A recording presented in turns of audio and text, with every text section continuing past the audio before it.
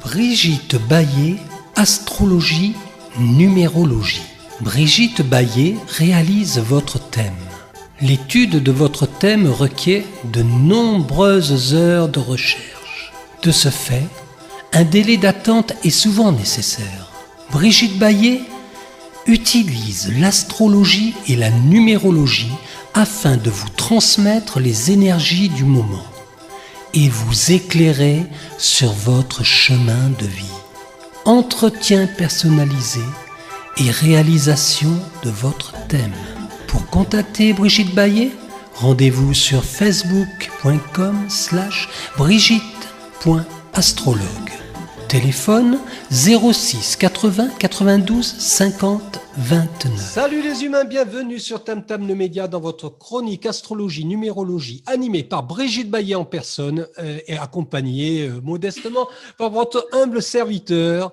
Et nous allons parler des petits crabes, des petits cancers. Je parle du signe, bien entendu. Bonjour Brigitte, comment vas-tu bien ? Bonjour Eric, eh bien, écoute, je vais très bien. Voilà, le soleil est revenu, donc tout va bien. Oui, ça fait du bien, un peu de vitamine. Ça fait du bien au moral et puis c'est quand même beaucoup plus joli quand le soleil est présent. C'est exact. Alors, le programme aujourd'hui, Brigitte, évidemment, le cancer. Oui, le signe du cancer. Le signe du cancer, mais un petit peu l'actualité, les tendances. Voilà, un petit peu, un petit mix parce que voilà, j'ai le cancer, donc nous sommes rentrés dans ce signe vers le 20 juin, donc je ne suis pas en avance, mais j'étais un petit peu en vacances. C'est pas grave. Voilà. Sur Tam Tam, le média, on prend notre temps. Oui, et il faut le prendre. Voilà. Donc, le signe du cancer, donc nous sommes en pleine saison du cancer, c'est un signe cardinal et tous les signes cardinaux débutent une saison. Donc, nous sommes en été. Bon, même si depuis quelque temps, on ne le voyait pas trop. Mais c'est le signe d'été, premier signe de l'été en tout cas. Donc, ça marque toujours le début de la saison, l'élan. C'est aussi un signe d'eau, donc signe d'émotion, émotionnel, le cancer. Ah, c'est un copain du poisson alors.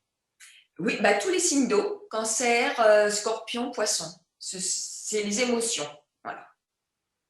Je confirme. C'est aussi un signe féminin, donc nous étions avec le signe des Gémeaux le mois dernier, qui est un signe masculin, et là nous passons en signe féminin. Donc, de la douceur, s'il vous plaît. De la féminité. Voilà. C'est un signe donc, qui symbolise la graine, ce qui va germer et pousser. D'accord. Le cancer, ça représente la matrice. La matrice dans le sens cocon, oui. L'utérus pour faire germer voilà, la graine. La mère, la matrice. C'est ça, tout à fait. Donc, c'est un signe qui a une grande sensibilité, qui a besoin aussi de se protéger, de protéger sa famille.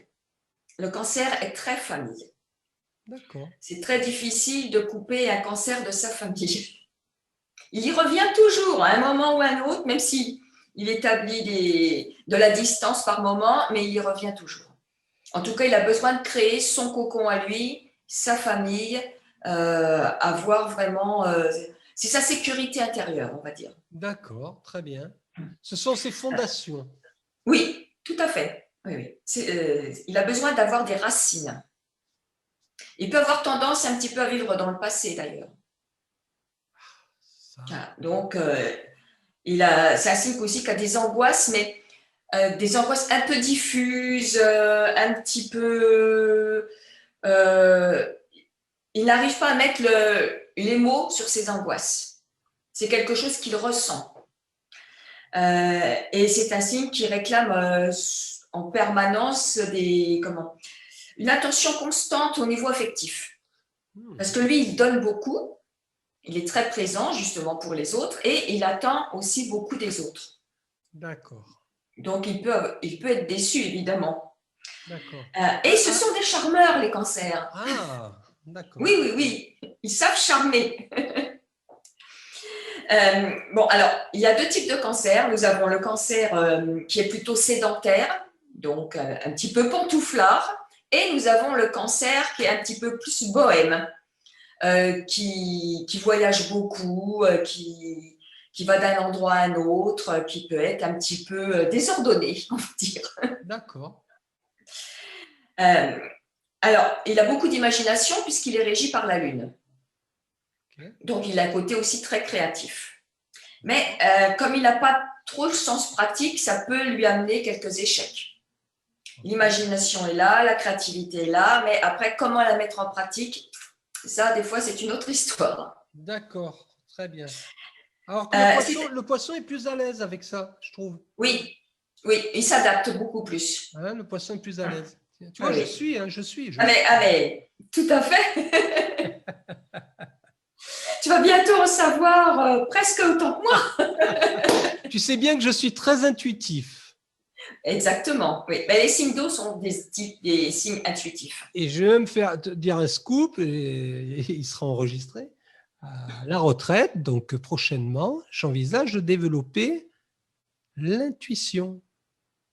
Ah, très bien. Ah ben, tu as tout pour, de toute façon, en étant le signe des poissons, signe d'eau intuitif, donc les signes d'eau peuvent développer davantage leur intuition. Mais là, actuellement, je pense que c'est valable un petit peu pour tout le zodiaque. Il est temps que les gens développent aussi cette partie d'eux. Il n'y a pas que le concret, le matériel, il y a aussi l'intuition. Et chacun a de l'intuition, donc chacun peut développer cette partie de lui. Très bien. C'est important. Donc la Lune, qui est la maîtresse du signe du Cancer, elle invite à développer aussi cette intériorité pour voir où sont nos peurs d'enfant, dissoudre aussi nos souffrances, nos pertes, nos sentiments d'abandon, nos blessures. Actuellement, c'est un petit peu ce que le Cancer doit travailler, puisqu'en face du signe, il y a Pluton, la planète de la transformation, qui vient creuser et faire remonter tout cela. Donc le Cancer, c'est vrai que depuis quelque temps, il a pas mal de boulot. Il doit oser faire sortir cette créativité en dehors, à la lumière, et ne pas la cacher derrière sa petite carapace. Mais peut-être, en tout cas pour certains d'entre eux, ils ne se sentent pas légitimes en tant que créatifs. Et ils n'ont pas assez confiance en eux. J'ai l'impression, moi. Le Cancer n'est pas un signe qui a une grosse confiance en lui. Voilà, d'accord. C'est ça. Donc oui, il doit aussi travailler sa confiance en lui, évidemment. Et c'est un signe qui peut être un petit peu têtu quelque part, parce que quand il a une idée en tête, effectivement, il ne va pas en changer. Et on ne lui fera pas faire ce qu'il ne veut pas faire. Mais il ne va pas être dans l'agressivité ou dans la colère. Il ne dit rien, mais il fait ce qu'il a envie. Voilà. Ou il ne fait pas ce qu'il n'a pas envie de faire. D'accord, très bien. Il sera pas dans la grande force d'inertie. Voilà, il ne sera pas dans la réaction pour faire savoir qu'on l'enquiquine. Voilà. Non, non, il ne répond pas. Il laisse dire, il laisse faire. Il laisse glisser. Moi, je fais mon truc et puis voilà, un point, c'est tout. C'est cela. Donc, le 10 juillet, nous avons une nouvelle lune qui rentre en Cancer, donc conjointe au Soleil quand c'est une nouvelle lune. Et ce jour-là, donc, nous aurons aussi une belle opposition de Mars à Saturne.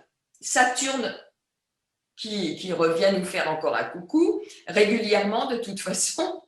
C'est une des planètes maîtresses depuis quand même 3 ans, c'est vrai.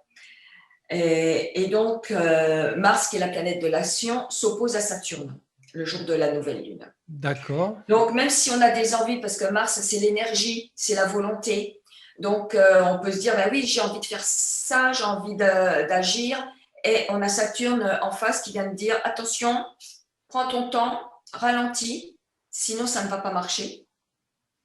Donc, on peut se sentir effectivement bloqué parce que Saturne demande vraiment de ralentir les choses. Parce que Mars, dans le signe du Lion, attention, c'est plein d'énergie, plein de feu. C'est passionné, c'est l'énergie du cœur, le lion. Et donc, Mars est quand même dans le lion presque tout le mois de juillet. Et Vénus y est aussi. Donc, le duo Vénus-Mars sont en lion, dans un signe de feu. Et c'est pour ça qu'on a ce ressenti de vouloir faire des choses, ces envies-là. Et en face, Saturne qui vient dire on se calme, parce que ça ne va pas aller comme vous le souhaitez si vous allez trop vite. Oui. Et du coup les projets que l'on a, il faut les préparer, il faut les peaufiner, leur donner une fondation solide. Voilà. Donc, Vénus et Mars en Lion, presque tout le mois de juillet, ça marque le besoin aussi d'amour, mais l'amour avec un grand A, l'amour universel. Ce qui n'empêche pas, effectivement, quand Vénus et Mars sont en relation comme ça, ou surtout dans un signe de feu, que ça peut être un mois où on peut faire, voilà, les gens peuvent faire des rencontres, justement au niveau affectif, sentimental, des coups de foudre, pourquoi pas. Mais avec Saturne en face, il y a un moment, ça peut aider à prendre du recul, quand même. J'entends. Voilà. Donc, on a aussi envie d'agir vers ce qui nous plaît, il faut s'aimer, parce que le signe du lion, c'est d'abord s'aimer, se reconnaître, c'est reconnaître aussi l'enfant intérieur, le lion.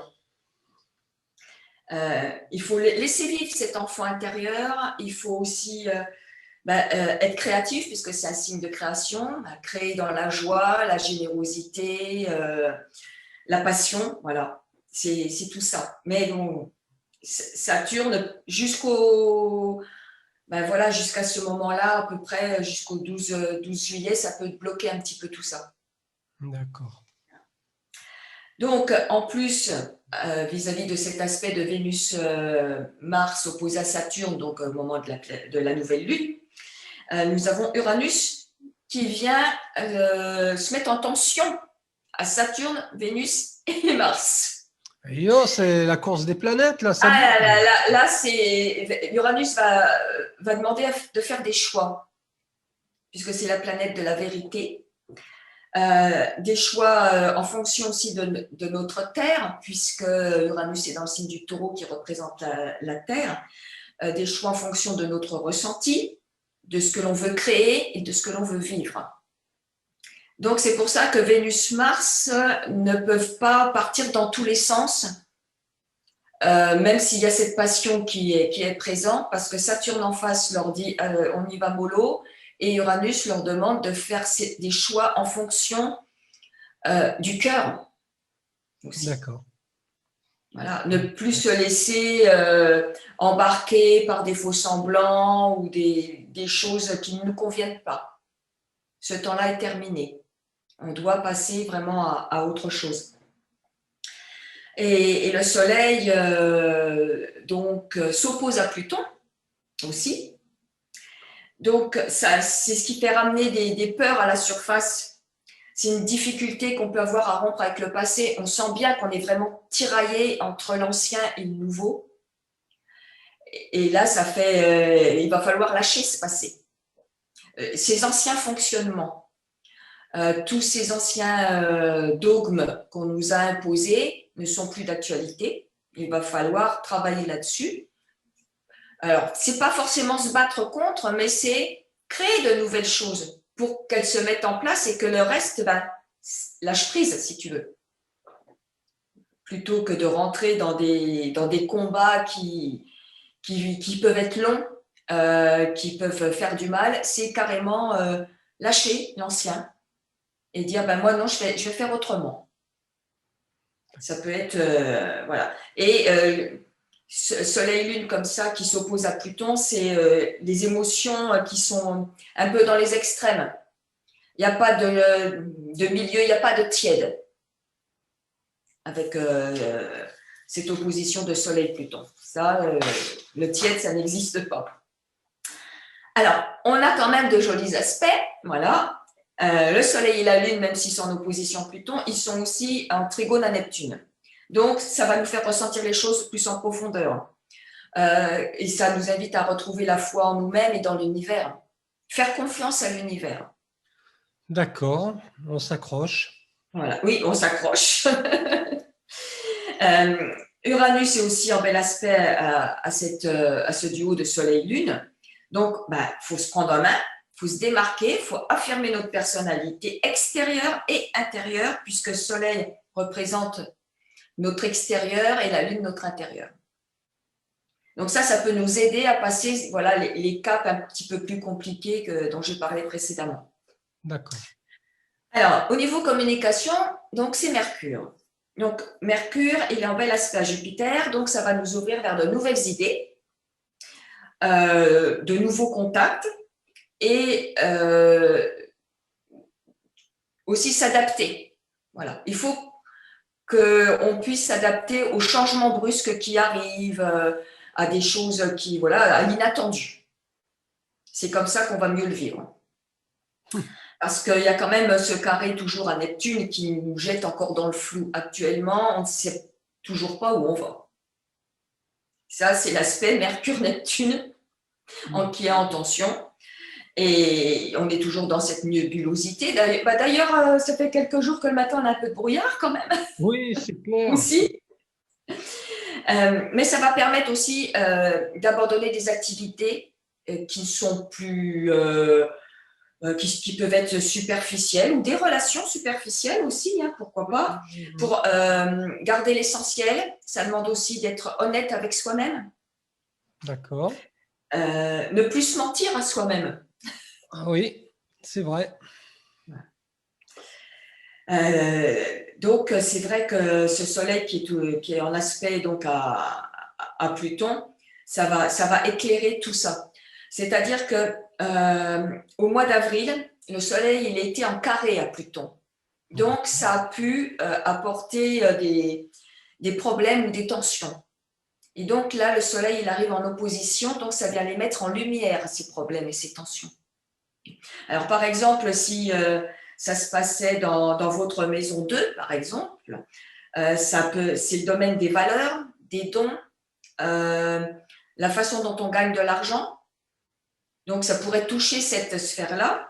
Et comme Pluton est en face, qui demande une transformation, une évolution. Donc, peut-être les valeurs ne sont plus en adéquation avec ce qu'on vit actuellement. Voilà. Si ça touche la maison de la communication, c'est ça qui sera à remettre en cause, la créativité, par exemple, c'est la maison 3. En maison 7, ça va toucher le relationnel, les partenariats, la personnalité, l'affirmation aussi de soi. Si ça touche la maison 4, ça représente le foyer, la vie privée avec le professionnel. Il peut y avoir cette tension qui est apparue peut-être au mois d'avril et qui est là, on est vraiment dedans. Voilà. Donc là, il faut quand même mettre un peu le nez dedans justement pour pouvoir régler le problème. Voilà. D'accord. Alors tout ça, il ne faut quand même pas oublier que le mois de juillet, c'est aussi le mois des vacances, quand même, et qu'il ne faut pas oublier de se recharger régulièrement parce qu'on est toujours fatigué. Ça, écoute, l'année, on est fatigué. C'est vrai. On est hyper crevé là en ce moment. En ce qui me concerne. Il faut prendre vraiment le temps de recharger nos batteries. C'est difficile, le lever le matin, pas envie de se lever. Le matin, c'est compliqué, j'avoue, moi aussi. C'est pas propre à moi, hein. Je veux dire, je discute autour de moi et c'est pareil. J'ai des retours à ce sujet-là, c'est très compliqué, quoi. De se motiver, de se motiver, se lever. Mais les énergies actuelles, c'est vrai que quand même depuis 2 ans, sont assez fortes. On est beaucoup bousculé. C'est ça quand on passe d'un ancien monde à un nouveau. Il y a quelque chose qui se déstructure, qui s'écroule. Donc, on n'a plus de repères. Et on doit créer quelque chose de nouveau. On ne sait pas encore comment le faire. Et ça nous demande tellement d'énergie qu'on est pas mal fatigué. Oui, on est fatigué. Puis comme tu dis, on ne sait pas trop comment s'y prendre. Puis certains ne veulent pas lâcher, hein. On ne veut pas lâcher prise non plus, hein. C'est vrai. C'est le lâcher prise, hein, qui est compliqué.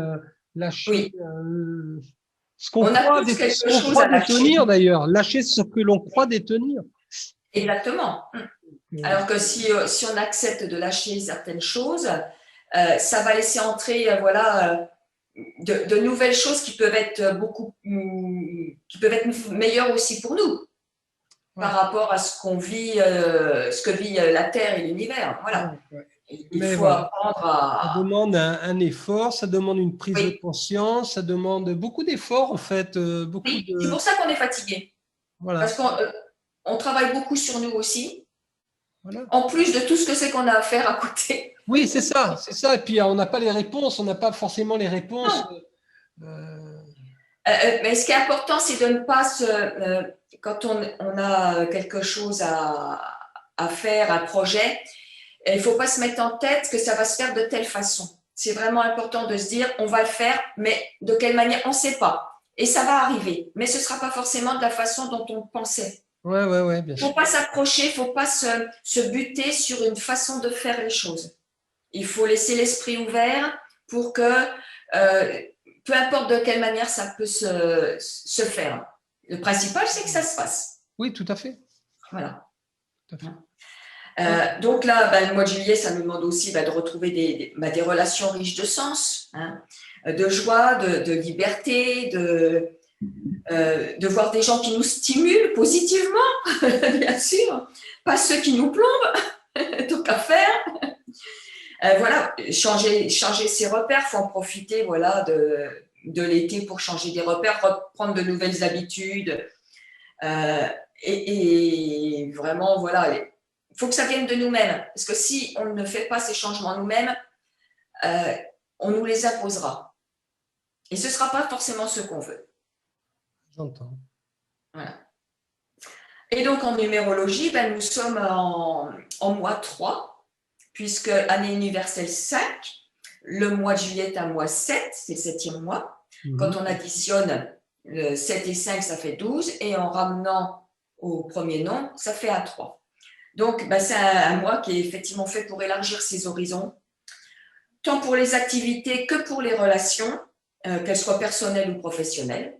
Il faut vraiment voilà, ne pas se limiter. On va mettre de hier. C'est communiquer avec le cœur.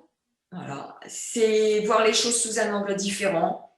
Ne pas douter de ce que l'on peut ressentir. Et parce que ça, ce sera le meilleur frein pour réaliser ce qu'on veut faire, si on doute. Ne pas douter. Donc voilà ce que je disais, quelques soucis qui peuvent remonter du mois d'avril, qui était un mois 9, donc une fin de cycle. Et c'est pour ça que il peut y avoir une mise en lumière justement de ces problèmes-là du mois d'avril pour les régler peut-être maintenant. D'accord. Ou en octobre, quand il y aura l'autre aspect de soleil à Pluton. D'accord. Voilà. Donc voilà, le mois de juillet, pensez à vous ressourcer, à prendre du bon temps, à partager des bons moments avec les amis, la famille, d'aller respirer pour recharger les batteries. C'est ça. Voilà. C'est ça, je confirme. Moi, je Non, sens. on a une année vraiment qui est assez instable et c'est pour ça que c'est important de se préserver encore. C'est clair. Voilà. C'est clair. Voilà un petit peu ce mois de juillet. Donc, apporter de la légèreté. D'accord. C'est important de se faire un petit peu plus léger. Voilà, c'est juillet, c'est l'été. C'est l'été, voilà. Et voilà. Soleil, farniente. Profitons de cette, entre guillemets, liberté retrouvée. Hein. Oui, mais il faut s'y tenir, il faut retrouver une liberté intérieure aussi. Ouais, je crois que c'est le plus important. Et c'est celle-là qui va nous donner cette liberté extérieure. Oui, j'entends, mais bon. Puisque c'est par l'intérieur qu'on projette ce qui se passe à l'extérieur. C'est vrai, c'est vrai. C'était intéressant tout ça, mais c'est… Voilà, c'était le mois de juillet avec les cancers et la nouvelle lune, voilà. Ouais. Et alors le mois prochain, nous aurons… Les lions, ça va rugir. Le lion, qui aime bien farnienter et envoyer les lionnes au travail. Bien sûr. C'est un signe de cœur, de générosité. On en parlera le mois prochain. Voilà, on verra le mois prochain. Il y aura Bon, aussi pas mal de choses à dire encore. Voilà, une pensée particulière au cancer, hein, Oui. et on leur souhaite un beau mois de juillet. Voilà. Oui, voilà. Sortez de votre carapace, les petits cancers. Voilà. Profitez de l'été. C'est ça. Merci beaucoup, Brigitte, pour ce rendez-vous. Et puis, rendez-vous le mois prochain avec une belle crinière. Voilà, on va essayer de sortir la crinière. Merci à toi, en tout cas, pour ce bon moment. Et puis, bel été à tous, en tout cas. Oui, et puis si vous voulez en savoir davantage sur votre signe, n'hésitez pas à contacter Brigitte Baillet, astrologue, numérologue. Je vous mettrai les liens qui seront donc associés à cette vidéo et vous pourrez la contacter très facilement sur son Facebook ou sur son site internet. Voilà. Merci, Eric. Au revoir. Je te souhaite une belle fin de journée. À bientôt. Merci à toi aussi. À bientôt. Au revoir. Au revoir.